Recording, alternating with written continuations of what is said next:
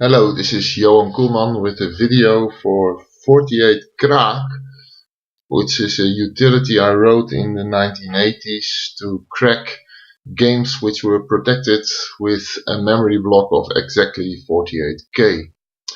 A few games which had the protection. I found one back again, which is A View to a Kill Part 2 City Hall. And I have used the DOSBox here to run the Z80 emulator. The Z80 emulator has the ability to define an input file of tape and an output file of tape, which I can use to demonstrate the utility. In the original days we had a destination tape which had to get the copy, and we had the original tape with the program, and that's how we did it. We had to swap the discs and press some keys to record. The video will go much faster than we did in the 80s, because we had to wait for loading. Now it will be done in any seconds. How does it go? Well, if you see, we have two tape files. We have A View to a Kill City Hall as input file, and we have an output file, an empty output file, 007 Kraak tape. If we browse through the input file, we see it's exactly a 48K data block. So if we load it into the computer, you saw a small time the screen, and then the game started. You press the key and the game runs, and you can do anything it has to be done. That's the game we want to crack, 48K exactly, and the utility we can use for it is 48 Kraak. I have loaded 48 Kraak in a snapshot.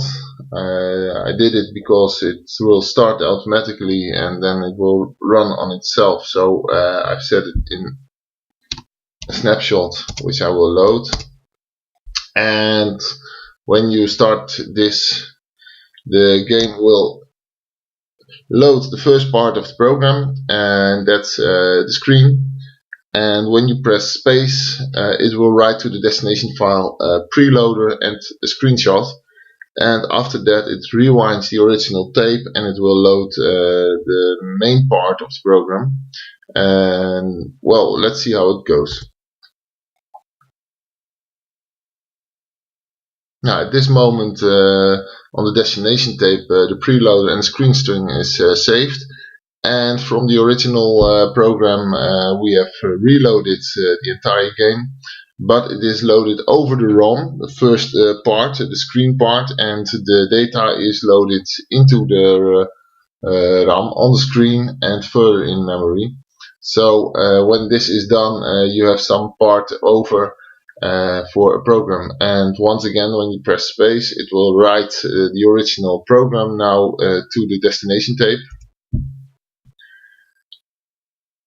And at this moment the game is cracked. We can show it to you by deleting or taking out the input file, taking out the output file, and we will read now from the cracked file. If we browse through it, we see a preloader, and we see a screen string, and we see a code block. The program has added some effects. The original name was City Hall, and since the program is from IRS, IRS is added to the back, and the screen is made to IRS screen, and IRS code is the code block. Now, does this work? We can find it out by simply loading the program. And as you can see, the program has loaded and the game is working as it originally did. Now, how does the loader look like? We can take a look at it.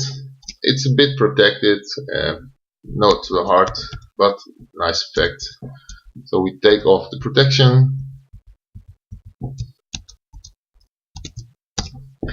and this is then the original loading. First we set all things to black, we load the screen, we enter a poke to prevent displaying a header on the screen from the load code part, and then the main program is loaded by load code. And since it overrides the system variables, it will start automatically. So once again, the program runs. Now, since at this moment the blocks are a lot smaller, you can use the better copy programs which can copy this part, and the entire game is made copyable. That's how we did it in the 80s with tape files. Now I did a demonstration with top files, but we did it with tapes in the 80s. Thank you for watching, and leave a comment behind. Bye bye.